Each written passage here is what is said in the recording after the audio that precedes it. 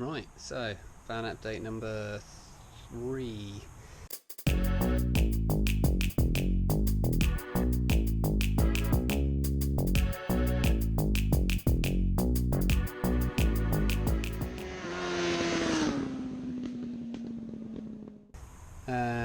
We moved house, so I've got lots of storage space for all my shit. So the van was used for that. This is going to be my workshop.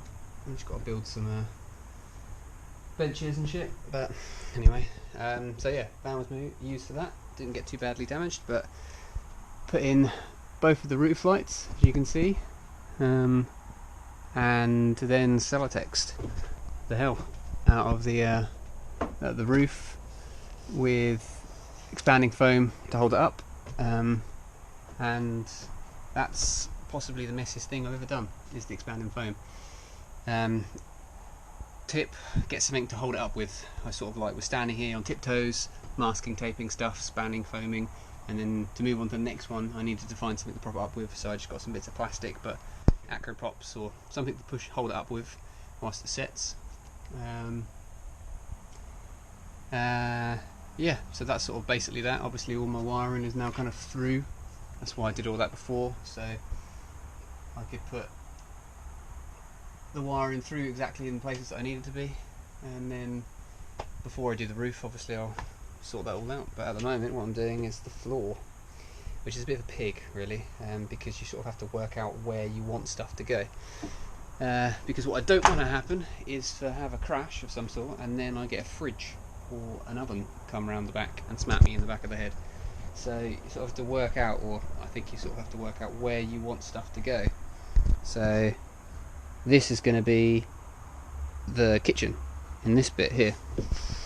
So I've got a batten on this bit, a batten here to support the front, batten in the middle for one support, and then on either side of the kitchen, so I can screw stuff down. Similarly with all the walls. So this one here is going to be the wall for the shower room, that's the cupboard, that's going to be the back wall. So everything's going to be screwed down into the floor, but it means you really have to think about where you have stuff. And yeah, it's not too bad. I suppose you sort it out now and then you can just sort of like screw stuff together later on. I also took the step of where the walkway is, so this middle bit, of adding a additional support, similarly where I'd walk in the van in this bit, just so that's the bit you're going to be walking on the most, and I don't want it to be squeaking or rocking or anything like that. All the rest of it is just going to be used for ply. It's going to be plied over the top, but you're never going to be walking on it. The shower is the bit that you're going to be in, but again I'm not going to insulate that bit because of the shower tray, so it's literally the main walkway. I thought I'd just secure it a bit better. So yeah, top tip, props for this, try and wear a really grubby pair of clothes because the expanding foam gets absolutely everywhere. Countersink bit, I hadn't really thought about that. Luckily I had one for the flooring, because obviously plywood's going to go on top of this, so if you've got lots of screw heads sticking up, it's going to make your floor very uneven. So countersink bit. So yeah, going to carry on screwing that stuff down, get the insulation in the floor, and then maybe plyboard it, and then clad the roof.